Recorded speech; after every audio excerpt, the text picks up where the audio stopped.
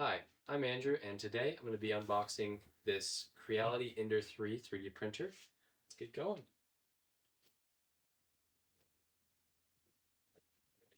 We have a user manual. Set that aside, need that later. This is the print bed of the 3D printer along with the electronics. It's a little tangled up. This is one of the motors.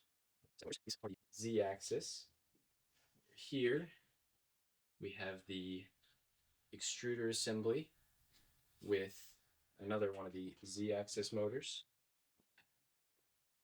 This is the electronics board. So this is the screen everything plugs into.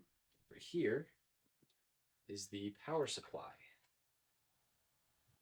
We have the plug where it plugs into the wall, another stepper motor, a few spare parts, looks like, some extra nozzles in case those break or wear down. We have some test filament, which is a small spool, as well as the SD card that comes with it. Some more Z-axis beams, a scraper to scrape prints off of the bed, some tools, looks like a couple of hex wrenches, a flathead screwdriver, and some Allen wrenches. Last is the filament spool saver. Box is empty, so next we will build it. Comes in a few pieces, but it comes partially assembled, so it's not a full building assembly. Over here, user manual.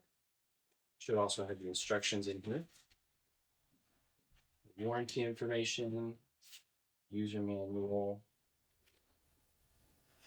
a little thank you note. All right, so next we will build it. So this is the Ender 3 3D printer.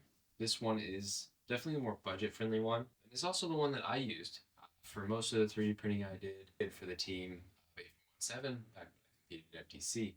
So I'm very familiar with this printer and all the pros and cons of it. So the great thing is, it's super budget friendly. It's about $250, so very cheap, and it's also an open source printer. So back in the beginning of the COVID pandemic, we were running these non-stop printing face shields and mask strain relievers for healthcare workers. In order to run them non-stop, I made a few upgrades, and this new one that we got actually comes stock with a lot of the upgrades that I made.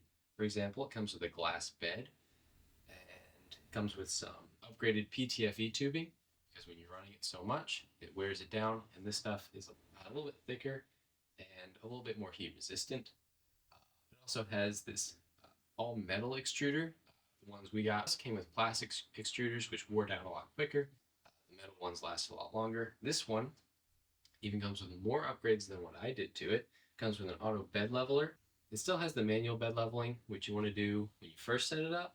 But after you first set it up and get it leveled, you just let the bed leveling do its thing. Makes it a lot easier to run. And it also comes with a filament sensor. So if you run out of filament in the middle of a print, it'll stop it, let you know, and you can stick another roll in and keep the print going. So this one, being that lower budget, does have its cons. The first one being it's a little bit harder to set up. So the instruction booklet is not the greatest, very thin, and you do have to build it, not completely, but comes in several different parts. So I do recommend using a YouTube video to build it. There's plenty of good ones out there. The other main con that I've had with this is the bed adhesion for it. It's a little bit iffy. I like to use some Aquanet hairspray. After I level the bed, it just helps everything stick down. And once the bed cools off, because it is a heated bed, it'll just snap right off. The other con that it does have is a Bowden extruder. The Bowdens are great because it makes the hot end assembly a lot lighter, so your structure doesn't have to be quite as rigid. However, it does mean that you can't really print flexible filaments like TPU. So being a very budget-friendly printer, this is a very popular hobbyist machine for an entry-level 3D printer, so the community around these printers is excellent. If something breaks, somebody online's probably already had it break and figured out how to fix it. And again, it is open source, so it is a lot easier to fix than one that is closed source. So the next 40 seconds of this video show a failed print. Usually you will be able to tell early on that your print has failed, and the fix is usually really simple. So just make sure you're going to check on your prints every once in a while, and everything should run smoothly for you.